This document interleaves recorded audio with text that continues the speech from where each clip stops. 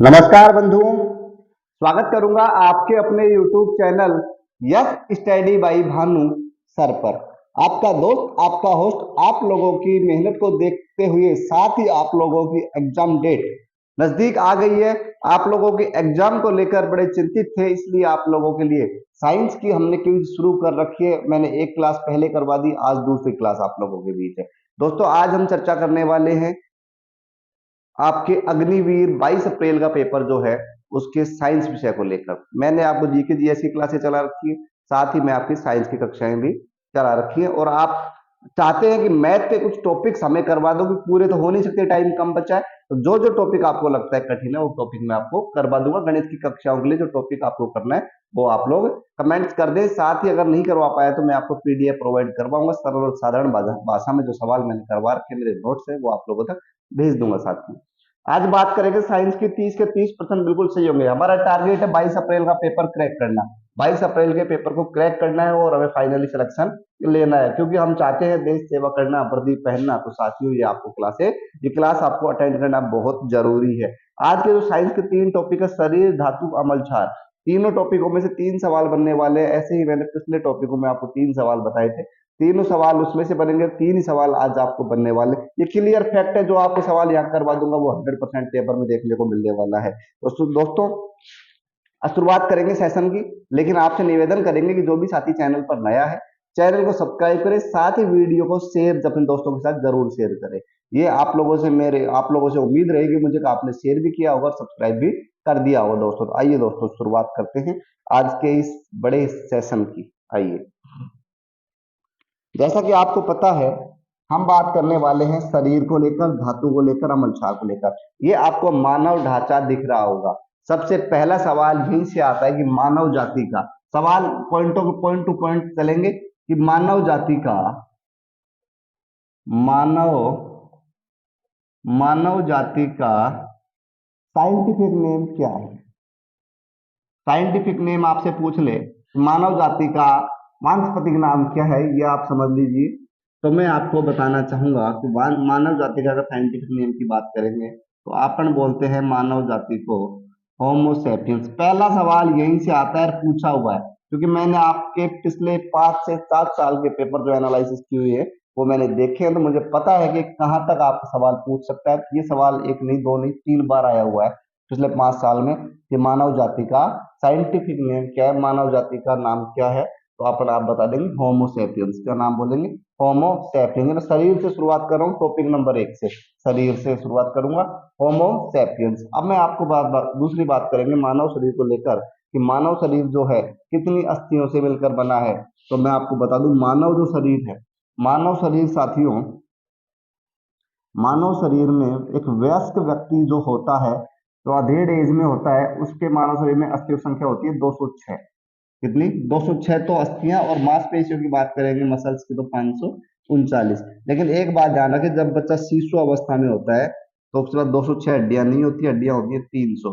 ये भी ध्यान रखें कि जब बच्चा भ्रूण अवस्था या शिशु अवस्था में होता है तो हड्डियों की संख्या होती है 300। तो आप देखते हो छोटा बच्चा कितना मुलायम होता है, कहीं भी मुड़ जाता है, कैसे मुड़ जाता है, लेकिन धीरे धीरे हड्डियां आपस में जुड़कर हड्डियों की संख्या तो हो जाती है कम और शरीर हो जाता है मजबूत। साथियों, तो मानव जाति की ये बात है, मैंने आपको बताई। अब मैं कुछ क्वेश्चन आपको करवाने वाला हूँ। ये जो सवाल आपसे एग्जाम में पूछ सकता था, 2-3 सवाल स्पेशली जो मानव शरीर के बारे में। अब वैसे तो हम एक एक पार्ट पढ़ेंगे मानव शरीर का, मैंने आपको पिछले में पढ़ाया, ब्लड पढ़ाया, उसके अलावा मैंने आप लोगों को अगर हार्मोन्स जो होते हैं उनके बारे में मैंने आपको बताया। तो दोस्तों देखो, सवाल नंबर, इस सवाल से ही अपन करते चलेंगे क्लियर कि कौन सा सवाल क्या है। आपने केमिस्ट्री देखी होगी, पीरियोडिक टेबल देखी होगी कि उसमें कैसे क्या कौन सी अक्रिय गैस है, कौन सी सक्रिय गैस है, कौन सा धातु है, कौन सा धातु है, कौन सा उपधातु है, ऐसे सवाल आपसे पूछता है। तो पहला सवाल हमारे पास आ रहा है आप लोगों के लिए कि भारी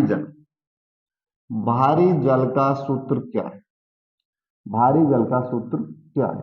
पहला सवाल एग्जाम में पूछा हुआ सवाल है। देखिए साथियों, जैसा कि आपको नॉर्मल बेसिक पता होगा कि जल को हम लिख देते हैं साइंस की भाषा में H2O। क्या लिख देते हैं? H2O। दो हाइड्रोजन अणु, एक जल का एक ऑक्सीजन का अणु मिलकर क्या बना देते हैं? जल। जल है तो कल है, जल आवश्यक है, तो ये जल है। इसका जो आणविक भार होता है वो होता है 18। कितना होता है? 18। तो सीधा पूछता है जल का आणविक भार कितना है, तो आप लोग बताएंगे 18। लेकिन सवाल बदल गया। सवाल का एक शब्द लगा कि भारी जल का सूत्र क्या है। तो दोस्तों ध्यान रखना है, भारी जल का सूत्र आप लोग भूल मत जाना। भारी जल का सूत्र होता है D2O। ये H की जगह D लग जाता है, D2O। और सवाल आ जाए कि भारी जल का आणविक भार कितना होता, भारी जल का आणविक भार पूछ ले तो ये 18 या 2 ऐड कर देना, कितने हो जाएंगे 20। तो भारी जल का आणविक भार कितना होता है 20। कितना होता है 20। और जैसे बात करें जल का आणविक भार तो 18। और जल का सूत्र पूछे तो H2O, और भारी जल का सूत्र पूछेगा तो D2O। ये आप लोगों के लिए एक सवाल हुआ साइंस का, लेकिन मैंने इसमें 2 बता दिया आपको। सवाल नंबर नेक्स्ट, चलो अभी देखते हैं। स्क्रीनशॉट आप साथ साथ ले सकते हैं। सवाल नंबर 2 आता है हमारे पास, बिजली के बल्ब का आविष्कार किसने किया। आपने देखा होगा बिजली का बल्ब सबने देखा होगा। घर में शाम के टाइम रोशनी के लिए बल्ब जलाया जाता है, बल्ब दीप्त किया जाता है। बल्ब दीप्त किया जाता है तो उसके अंदर एक तार लगा होता है। जैसे जैसे मान लीजिए मैं आपको दिखा रहा हूँ, ये बल्ब की सेप है तो यहाँ एक ऐसे ऐसे करके तार लगा होता है। ये तार, यहाँ से सवाल आता है कि बल्ब में लगा फिलामेंट, इसको बोलते हैं फिलामेंट। क्या बोलते हैं, फिलामेंट। कि बल्ब में लगा फिलामेंट है वो किस धातु का बना होता है, तो ध्यान रखें वो बना होता है टंगस्टन धातु का। कौन सी धातु का, टंगस्टन धातु का। बल्ब में लगा फिलामेंट टंगस्टन धातु का बना होता है। अब ध्यान रखिए टंगस्टन धातु का बना होता है बल्ब में लगा फिलामेंट। ओके बात, ओके। लेकिन पूछा है कि बिजली बल्ब का आविष्कार किसने किया। सवाल तो यहां से पूछा गया है कि बिजली बल्ब का आविष्कार किसने किया। तो मैं आपको बता दूं कि बिजली बल्ब का जो आविष्कार किया है आपको दिख जाएगा आपके कॉपी में, थॉमसन एल्वा एडिसन। एडिसन याद रख लें, एडिसन से आपका हो जाएगा। थॉमसन एल्वा एडिसन ने बल्ब का आविष्कार किया है। तो बिजली बल्ब में लगा फिलामेंट टंगस्टन टंगस्टन धातु का बना होता है। और टंगस्टन का जो प्रतीक होता है वो ध्यान रखें वो होता है यू। यू के नाम से भी ऑप्शन में यू लिखा भी आ जाए तो आप समझ जाना टंगस्टन है। टंगस्टन का प्रतीक फिलामेंट है। टंगस्टन का प्रतीक यू है और फिलामेंट किसका बना होता है, टंगस्टन का। 2 सवाल आपको उम्मीद है कि समझ में आए होंगे। पूरा समझाऊंगा सरल और साधारण भाषा में, एक एक करके। थोड़ा टाइम जरूर मैं आपका ले सकता हूं, लेकिन आपको समझा दूंगा बिल्कुल ऐसा कि आप सोचेंगे गुरुजी ने वास्तव में क्या चीज पढ़ाई है। अब अपन लेते हैं शरीर, मानव शरीर में गुणसूत्रों की संख्या। तो यहां से सवाल 4 सवाल बनेंगे। 4 में से कोई एक आपके पेपर में छपने वाला है। मानव शरीर में गुणसूत्रों की संख्या। सबसे पहले तो मैं बता दूं कि गुणसूत्र होते क्या है। मानव शरीर के दैनिक लय, पिता से आए हुए लक्षण, माता से आए हुए लक्षण गुणसूत्रों के द्वारा हमारे शरीर में ट्रांसफर होते हैं। ये बात आप ध्यान रखें कि वंशागति का नियम आपने पढ़ा होगा कि माता पिता के लक्षण बेटा बेटी पुत्रों में जो ट्रांसफर होते हैं वो क्या कहलाता है, वंशागति। और गुणसूत्र भी ट्रांसफर होते हैं। अब मैं कई बार अपन जैसे गाँव में देखते हैं कि लड़का मम्मी पे गया है, लड़का पापा पे गया है, दादा पे गया है, नाना पे गया है, वो चीजें देखते हैं तो गुणसूत्रों का ट्रांसफर होता है। कई बार सेम हो जाती है, कॉपी पापा जैसा ही बेटा पैदा हो जाता है। तो साथियों गुणसूत्र पूछा है, मानव शरीर में कितने गुणसूत्र की संख्या। देखो यहाँ कहाँ आपको फंसाएगा इसमें, अगर इसमें फंसाएगा तो कहाँ फंसा सकता है। वैसे मैं आपको इसका सीधा सीधा आंसर बता दूं, टोटल गुणसूत्र संख्या होती है 46, 46। लेकिन आपसे वो पूछेगा मानव शरीर में गुणसूत्रों की संख्या, नहीं गुणसूत्रों की जोड़ी, कितनी जोड़ी गुणसूत्र होते हैं। तो साथियों ध्यान रखें, जोड़ी 2 की होती है, हस्बैंड वाइफ की जोड़ी होती है। तो जोड़ी 2 की होती है तो एक क्या बोलते हैं, जोड़ी पूछे तो 23 और 46 होते हैं टोटल। लेकिन एक बड़ा सवाल कि मानव गुणसूत्र में 2 प्रकार के, मानव शरीर में 2 प्रकार गुणसूत्र होते हैं। एक होता है लिंग गुणसूत्र, कौन सा, लिंग गुणसूत्र, और एक होता है अलिंग गुणसूत्र। ठीक है, लिंग गुणसूत्र और अलिंग गुणसूत्र। ध्यान रखें लिंग गुणसूत्र मानव शरीर में कितने होते हैं, तो 2 गुणसूत्र तो होते हैं लिंग गुणसूत्र, और अलिंग गुणसूत्र की बात करूं तो टोटल होते हैं 44। अब मैं ये बात करूंगा नर और मादा को लेकर कि नर प्लस मादा, मादा में कितने गुणसूत्र 46, कितने 46, नर में कितने 46। लेकिन ध्यान रखें 2 तो होते हैं साथियों, कैसे 2 तो होते हैं लिंग गुणसूत्र और 44 होते हैं अलिंग।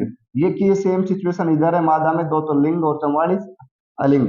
लेकिन बात करेंगे 44 गुणसूत्र, दोनों साइड 44 44 आपको दिख रहे हैं, दोनों समान होते हैं। लेकिन जो 2 गुणसूत्र होते हैं ये इनकी संख्या होती है अलग अलग। कैसे, अब देखो नर की मैं बात करूं, इधर देखो नर की मैं बात करूं, नर में पाया जाता है एक्स और वाई करके 2 गुणसूत्र, और मादा में 2 गुणसूत्र जो मिलते हैं वो मिलते हैं एक्स और एक्स करके। अब मैं आपको बता दूं कि जब किसी भी महिला के संतान उत्पत्ति होती है, चाहे लड़का हो चाहे लड़की, उसमें होता क्या है, उसमें जिम्मेदार होता है पुरुष। महिला के पास तो एक ही गुणसूत्र होता है एक्स, पुरुष के पास 2 गुणसूत्र होते हैं एक्स और वाई। अगर निषेचन के समय, जब महिला पुरुष का जब निषेचन होता है, तो अगर मादा की तरफ से एक्स गुणसूत्र आया और इधर से भी नर की तरफ से भी एक्स गुणसूत्र आया, तो दोनों तरफ से एक्स और एक्स आए, तो ध्यान रखो, जब दोनों साइड से x गुणसूत्र हमें मिलेंगे तो पुत्री प्राप्त होगी। कौन प्राप्त होगी? पुत्री। लेकिन मान लीजिए x आया महिला की तरफ से और y आया पुरुष की तरफ से, तो x और y हो गया। जब x और y का जोड़ा बनता है तो साथियों पैदा होता है लड़का यानी कि पुत्र। साथियों तो ये सवाल आपसे पूछ सकता है कि लिंग गुणसूत्र कितने हैं, या इसमें पूछ सकता है कि बस लड़का कौन से गुणसूत्र से पैदा होगा, तो एक्स वाई, लड़की कौन से? एक्स और एक्स से, डबल एक्स से। तो ये शरीर आपके मानव शरीर में गुणसूत्र संख्या आप समझ गए होंगे। नेक्स्ट चलते हैं। नेक्स्ट सवाल पूरा बिल्कुल सरल साधारण बिल्कुल स्पष्ट आप लोगों को पढ़ाया जाएगा कि आप लोगों एग्जाम में कहीं सवाल छूट ना जाए, इसको लेकर ही आपको पढ़ाया जा रहा है। चलते हैं नेक्स्ट सवाल की ओर। सेब में मौजूद अमल पूछा गया है। चलो आपने एक चीज तो देखी होगी, मैं पूछता हूं आपसे एक सवाल, बिल्कुल घर की तरह गांव की तरह बिल्कुल। सेब में मौजूद अमल पूछा है।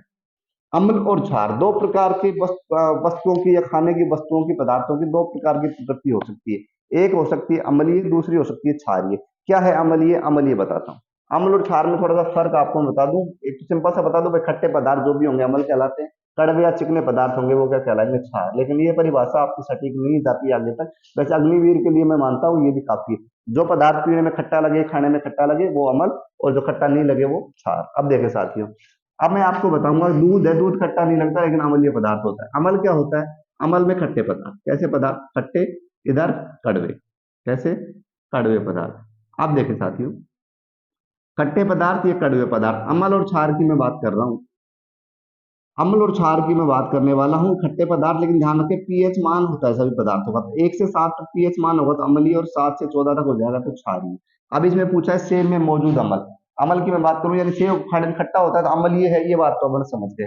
सेब के अंदर जो अम्ल पाया जाता है, सेब के अंदर जो अम्ल पाया जाएगा वो साथियों कहलाता है मैलिक अम्ल। कौन सा? मैलिक अम्ल। कई इंस्टीट्यूट वाले ओक्जेलिक पढ़ा देते हैं, ओक्जेलिक नहीं होता, सेम में होता है मैलिक, और वो कॉन्फिडेंस से पढ़ाते हैं ओक्जेलिक। ओक्जेलिक बिल्कुल गलत है, मैलिक अम्ल सेब का है। टमाटर की मैं बात करूं तो टमाटर में आपका ओक्जेलिक बोलेंगे, ओक्जेली लिखा जाता है, ओक्जेलिक भी थोड़ा सा ध्यान रखें। ओक्जेलिक अम्ल किस में पाया जाएगा? टमाटर में। चलो और बात कर लेते हैं। इमली आप लोगों ने खूब खाई होगी, देखी भी होगी। तो इमली में कौन सा एसिड पाया जाता है? टाइट्रिक। ये आप लोग स्क्रीनशॉट ले लेना क्योंकि आपके एग्जाम की दृष्टि से इंपॉर्टेंट रहने वाला है, टाइट्रिक। और चलो और बता देता हूँ, नींबू या संतरा की बात कर लें, नींबू या संतरा की बात करते हैं तो साइट्रिक, साइट्रिक एसिड, या सॉरी साइट्रिक अम्ल, या कई लोग इसको बोल देते हैं सिट्रिक। क्या बोल देते हैं? सिट्रिक। ये ध्यान रखें। उसके अलावा चलो और बात कर लेते हैं। आपने देखा होगा कई बार आप गलती से कीड़े मकोड़े की मीठे के साथ खा जाते हो तो खट्टा खट्टा सा स्वाद आ जाता है।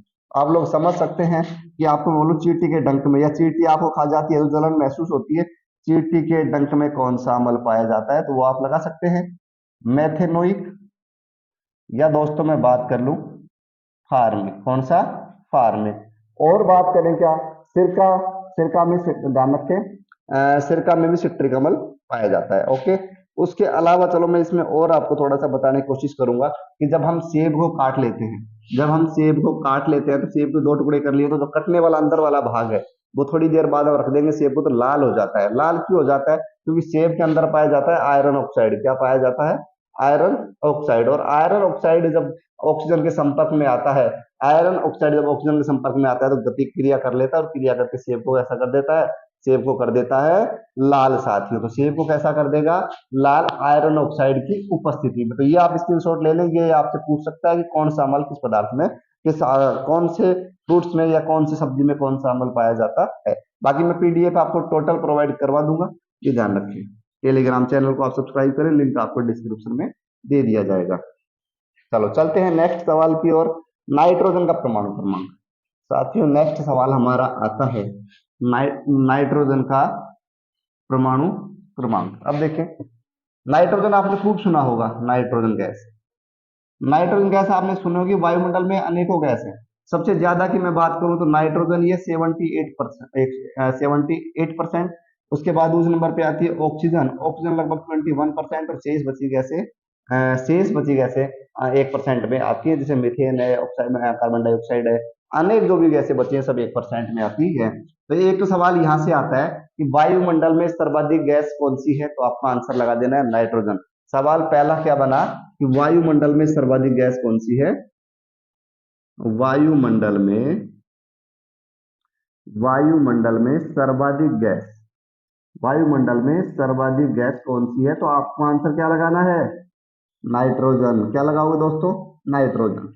ठीक है, अब सवाल क्या पूछा है? नाइट्रोजन का परमाणु क्रमांक। हमने पीरियोडिक टेबल पढ़ी होगी, अगर हम 10वीं क्लास में अच्छे से पढ़ के आए, 10वीं सभी पढ़ के आए। उसके बाद ये देखो, जब साइंस हमने नहीं पढ़ी, 10वीं तक पढ़ के आए, तो आपको अच्छे से पीरियोडिक टेबल आनी चाहिए। मैं आपको 10 तक के जो एलिमेंट्स है पीरियोडिक टेबल में वो बता देता हूँ। एक नंबर पे आता है हाइड्रोजन, दो पे आता है हीलियम, तीन पे आता है लिथियम, चार पे आता है बेरिलियम, पांच पे बोरोन, छह पे ऑक्सीजन, सात पे नाइट्रोजन, आठ पे ऑक्सीजन, नौ पे नियोन, 10 पे फ्लोरीन। हाँ देखो, 10 तक का मैंने आपको लिख दिया है, 1 2 3 4 5 6 7 8 9 10। दिख रहा होगा आपको। अब इसमें पूछा है नाइट्रोजन का परमाणु क्रमांक, जितने नंबर पे आता है वो इसका परमाणु क्रमांक। तो नाइट्रोजन आपको दिख रहा होगा साथ ही, कितने नंबर पे दिख रहा है? 7 नंबर पे। तो परमाणु क्रमांक कितना होगा नाइट्रोजन का? 7। एक बार मैं आपको याद करवा दूं, हाइड्रोजन कई पूछे, हाइड्रोजन गैस 1 नंबर का परमाणु क्रमांक है, हीलियम 2 नंबर पे है, लिथियम 3 नंबर पे है, बेरिलियम 4 नंबर पे है, बोरोन 5 पे है, ऑक्सीजन 6 पे है, नाइट्रोजन 7 पे है। हाँ, नाइट्रोजन 7 पे है, सॉरी, एक मिनट, ये सॉरी 6 पे ऑक्सीजन, सॉरी मैंने गलत लिख दिया, कार्बन होता है 6 पे, 7 पे नाइट्रोजन, 8 पे ऑक्सीजन, 9 पे नियोन और 10 पे फ्लोरीन। ये गड़बड़, कार्बन कार्बन लिखा कार्बन ही होगा, लेकिन ओ बन गया है वो। ठीक है, कार्बन 6 पे, नाइट्रोजन 7 पे, ऑक्सीजन 8 पे, नियोन 9 पे, फ्लोरीन 10 पे। तो आपका पूछा गया है नाइट्रोजन का परमाणु क्रमांक, तो आप आसानी से बता सकते हैं बिना किसी झिझक में, बेझिझक के साथ, ये 7, बिना किसी झिझक के आप लोग बता सकते हैं नाइट्रोजन गैस का। नाइट्रोजन का आप ऑक्सीजन का बता सकते हैं, नियोन का बता सकते हैं। एक और इंपोर्टेंट याद कर लो, जो एग्जाम पूछ सकता है, सोडियम। सोडियम पूछा हुआ है 11, जस्ट 10 के बाद 11 और 11 पे आता है हमारा सोडियम। चले नेक्स्ट सवाल की ओर। 30 के 30 सवाल दोस्तों साइंस में जो आएंगे सारे सही करवा दूंगा, अगर आप लोग लगातार कंटिन्यू क्लास लेंगे 22 तारीख तक। तो पूरा पेपर, पूरा एनालिसिस के साथ आप लोगों को मैं समझाने की कोशिश कर रहा हूं। नेक्स्ट सवाल आता है, आपसे क्या पूछ सकता है? देखो, धातु और अधातु दो प्रकार की वस्तु होती है, धातु और अधातु। इसी में मैं कई सवाल क्लियर करवाने वाला हूं। एक पहला सवाल, द्रव। देखो, धातु की प्रकृति तीन हो सकती है, ठोस, द्रव, गैस। धातु में ठोस तो होनी है, लगभग लगभग से धातु ठोस होती है, लेकिन एक धातु ऐसी है जो द्रव धातु है और द्रवित यानी लिक्विड फॉर्म में पाई जाती है। कौन सी धातु है? तो वो है पारा।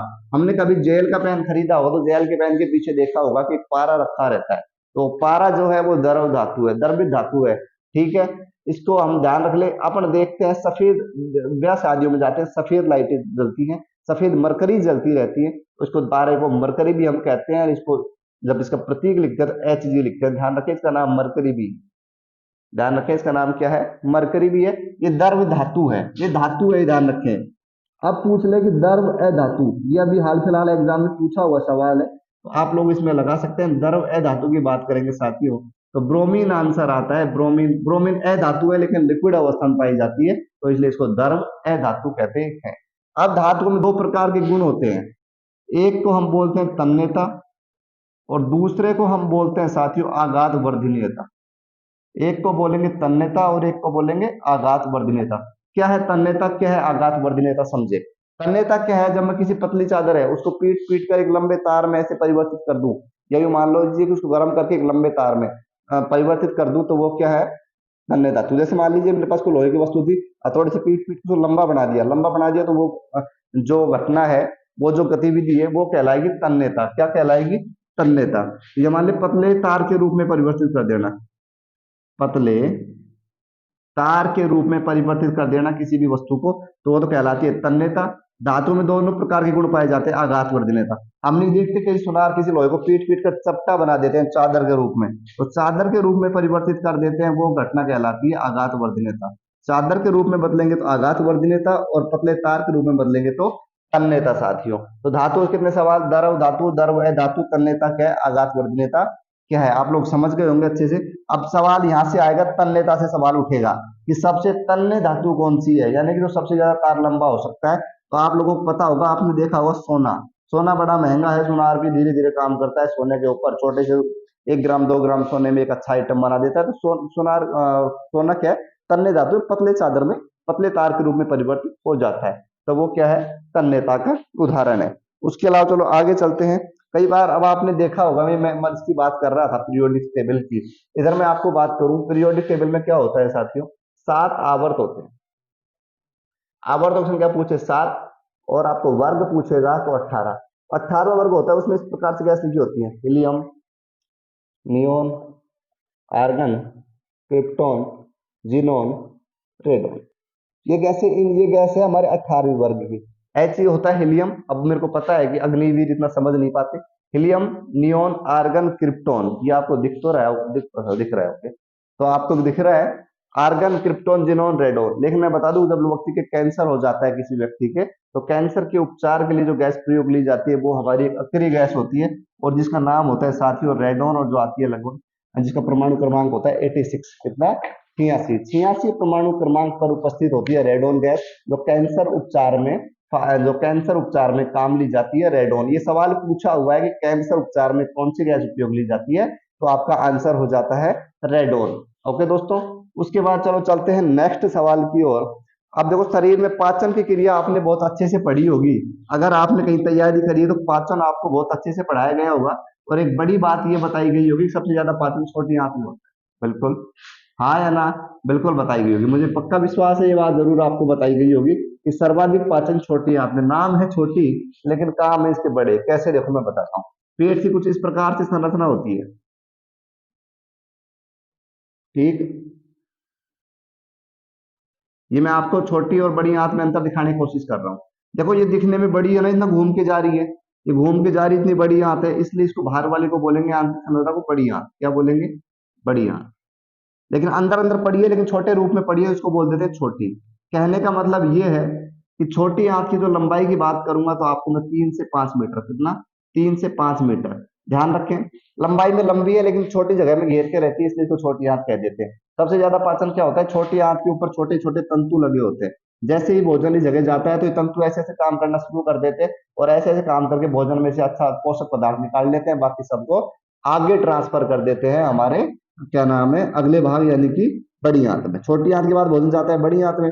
आपको मैं, एक मेरी क्लास आप जो लोग देख सकते हैं, पाचन तंत्र में, यूट्यूब चैनल पर है, पूरा मैंने अच्छे से आप लोगों को समझा रखा है कि उससे अगला। अब देखो होता क्या है, भोजन में 5 प्रकार के अपने एलिमेंट्स खाते हैं, जिसमें होता है वसा, जिसमें होता है कार्बोहाइड्रेट्स, जिसमें होता है अपना आपका विटामिन, विटामिन के बाद आपका होता है साथियों खनिज लवण। क्या, खनिज लवण, कार्बोहाइड्रेट, विटामिन, और होता है प्रोटीन। सबका पाचन होता है, सारा भोजन हम खाएंगे तो वो संतुलित भोजन, लेकिन पाचन क्रिया सबके साथ होती है। सबसे ज्यादा वसा का जो पाचन होने वाला है वो हमारे होता है अग्नाशय में। अग्नाशय एक भाग है जिसमें अग्नाशय रस निकलता है, वहां वसा का पाचन होता है। कार्बोहाइड्रेट का पाचन पूछेगा तो सबसे पहले किसी पोषक पदार्थ का पाचन शुरू होता है तो मुंह के अंदर उपस्थित होती है लार। लार क्या करती है, कार्बोहाइड्रेट का पाचन शुरू कर देती है साथियों। सबका बाकी सब शेष बचेगा छोटे आंत में जाकर पाचन होता है साथियों। आज के कुछ सवाल मैंने आपको समझाने की कोशिश करी है, उम्मीद है कि आप लोगों को समझ में आई होगी। समझ में आई है तो वीडियो को लाइक, शेयर, कमेंट, साथ ही चैनल को सब्सक्राइब करें। मिलेंगे दोस्तों किसी अन्य वीडियो में अन्य सूचना के साथ, जब तक आप लोग खुश रहें, स्वस्थ रहें, मस्त रहें। Thank you.